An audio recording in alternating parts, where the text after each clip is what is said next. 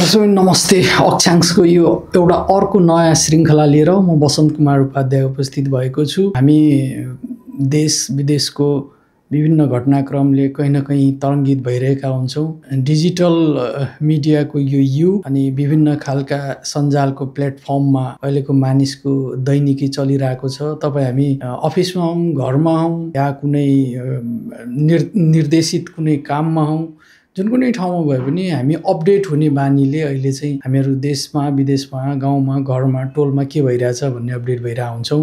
आजको म श्रृङ्खला केबाट चाहिँ सुरु गर्छु भने के नेपालमा राजनीतिक दलहरू असफल भएका हुन् त? यो एउटा ठुलो प्रश्न चिन्ह खडा भएको छ। खास गरी भदौ 23 को घटना र 24 को विध्वंसले देशमा ल्याएको परिवर्तन र त्यो परिवर्तन पछिको शासन व्यवस्थाप्रति फेरि एकपटक प्रश्न उठेको छ। प्रश्न यो मानेमा उठेको छ कि अघिल्लो शासन व्यवस्था वा यो शासन व्यवस्था अथवा शासन व्यवस्था भन्ने बित्तिकै यो कुन पद्धतिमा छ भन्ने हो।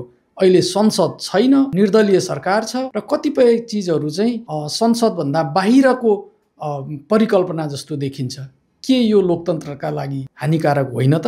अथवा दलहरूको आक्रमण्यताका कारण यस्तो स्थिति आएको हो त? यी र यस्ता सवालहरूले अहिले हामी उद्वेलित भइरहेका छौँ। नेपाली नागरिकले चाहेको चाहिँ के हो भने भ्रष्टाचारको अन्त्य र सुशासन। के यी विषयमा राजनीतिक दलहरूले आफ्ना घोषणापत्र र आफ्ना सिद्धान्तमा अडिग भएर काम गर्न नसकेकै हुन् त? या के कारण छन् त? देशमा लोकतन्त्रलाई कमजोर हुने गतिविधि किन भइरहेका छन् त? हामी यी विषयमा केही सप्रसङ्ग व्याख्या गर्नेछौँ। यी कुरा गर्नु अघि मलाई एउटा प्रसङ्ग सम्झन मन लाग्यो। त्यो युग चन्द्रगुप्तको एउटा वैभवको युग थियो। चन्द्रगुप्तले मगधसम्म आफ्नो राज्य विस्तार गरे, इरानदेखि गङ्गासम्म। चन्द्रगुप्तलाई त्यो सफलता र त्यो वैभवता हासिल दिलाउन एकजना महत्त्वपूर्ण पात्र थिए चाणक्य।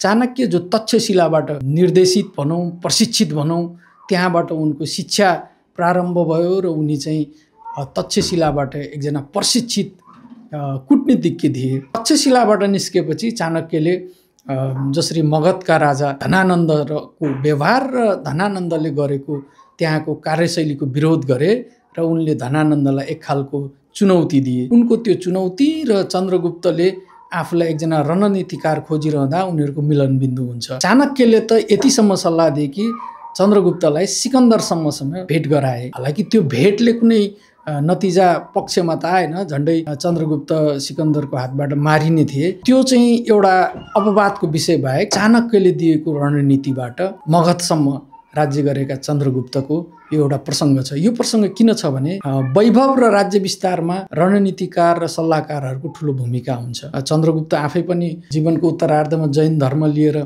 भोक एक खालको शान्ति प्रिय भएर उनी चाहिँ आफ्नो जीवनलाई उत्तरार्धमा पुर्याए। तर यो घटनाबाट हामीले के चाहिँ सिक्न सक्छौँ भने अहिलेका राजनीतिक दल, शासन सत्तामा बसेकाहरू र सत्ता सञ्चालन गरिरहेकाहरू, सत्ता यो पार्टीको सत्ता होस् या सरकार होस्, देशको सत्ता होस्, त्यहाँ बस्नेहरूले सही सल्लाह र सही रणनीति प्रयोग नगर्दा राजनीतिक दलहरू कतै असफल भएका त होइनन्। यो विषयले चाहिँ अहिलेको हाम्रो देश तरङ्गित छ। भदौ 23 को जेनजी प्रदर्शन र 24 को एक खालको विध्वंसकारी परिस्थितिको सिर्जना कसरी भयो त?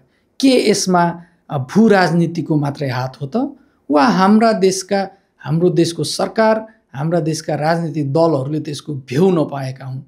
के यो आन्दोलनको तयारी भइरहेको विषयमा राजनीतिक दलहरू सूचित थिएनन्?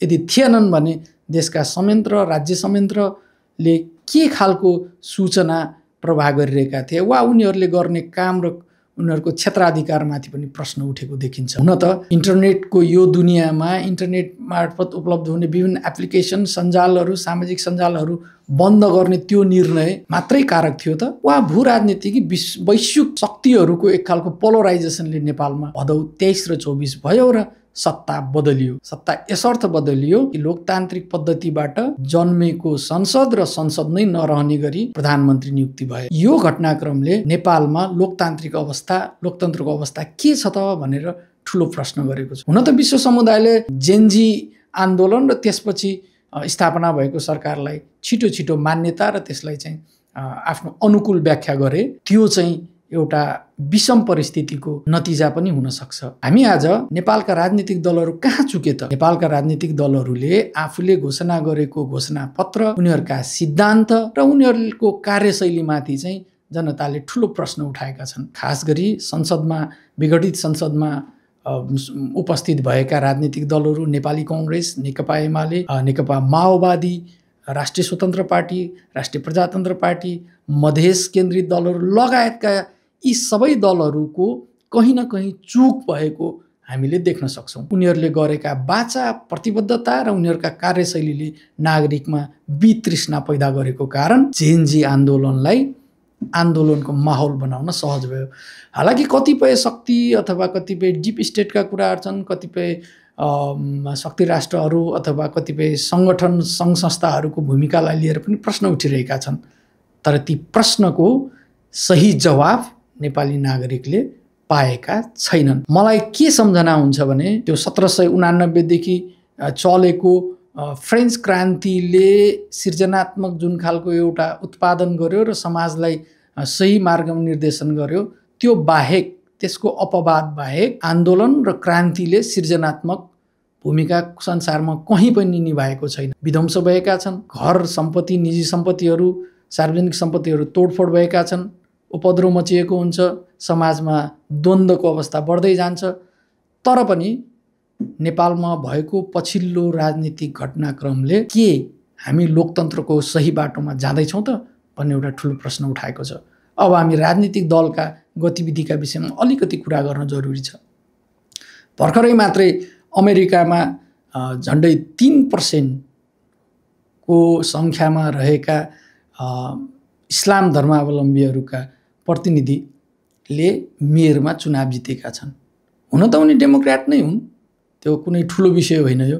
तर करिब 57% क्रिस्चियनिटी भएको अमेरिका, त्यसमाथि पनि न्युयोर्क सिटीमा उनले जितेको जितलाई चाहिँ साङ्केतिक रूपमा लोकतन्त्रप्रति एउटा सकारात्मक समाचारको रूपमा लिन सकिन्छ। त्यति मात्र होइन, हामी छिमेकमा रहेको भारतको हाम्रै छिमेकी राज्य बिहारको चुनावलाई हेरौँ। बिहारमा चुनाव सुरु भएको छ, विभिन्न चरणमा त्यहाँ चुनाव भइरहेका छन्। त्यहाँ परम्परागत रूपमा सञ्चालन चलिरहेका राजनीतिक दलहरूलाई चुनौती दिँदै एकजना कुशल राजनीतिक चुनावी रणनीतिकार प्रशान्त किशोरले बिहारका 243 मध्ये अधिकांशमा केही रद्द भएका र केही उम्मेदवारको समस्या भएका बाहेक 243 सिटमा उनले उम्मेदवारी दिएर विकल्पको राजनीतिलाई अगाडि बढाएका छन्।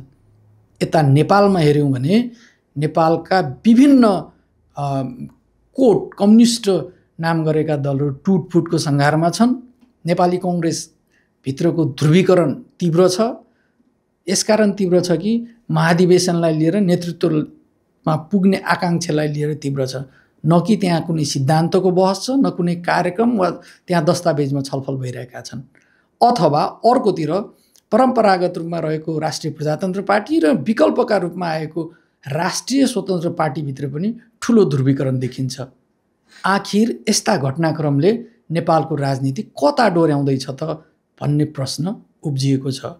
हामी आजको श्रृङ्खलाको अन्त्यतिर छौँ र हामी के भन्न चाहन्छौँ भने सामाजिक परिवर्तनका लागि जनताको सहभागिता मुख्य कुरा हो। जनताको सहभागिता नभएर हुने कुनै पनि परिवर्तन, चाहे ती विभिन्न शक्ति राष्ट्रबाट निर्देशित हो, चाहे त्यो जियोपोलिटिक्सको कारणले होस्, ती सफल हुने छैनन्। तत्कालीन अवस्थाका लागि सफल देखिए पनि त्यसको दीर्घकालीन असर चाहिँ लोकतन्त्रलाई कमजोर बनाउने देखिन्छ। यसर्थ नेपालमा अहिले नेपालका राजनीतिक दलहरू कमजोर हुने कारणहरूका विषयमा हामी सजग हुन जरुरी छ। त्यसमाथि घोषणा भएको निर्वाचनका लागि आम नेपाली नागरिकले त्यो निर्वाचनमा उत्साहजनक सहभागिता जनाएर लोकतन्त्रलाई लोकतान्त्रिक ट्र्याकमा ल्याउन जरुरी छ। अक्षांशको आजको श्रृङ्खलाबाट म बिदा चाहन्छु। अर्को अङ्कमा फेरि भेटौँला। नमस्ते।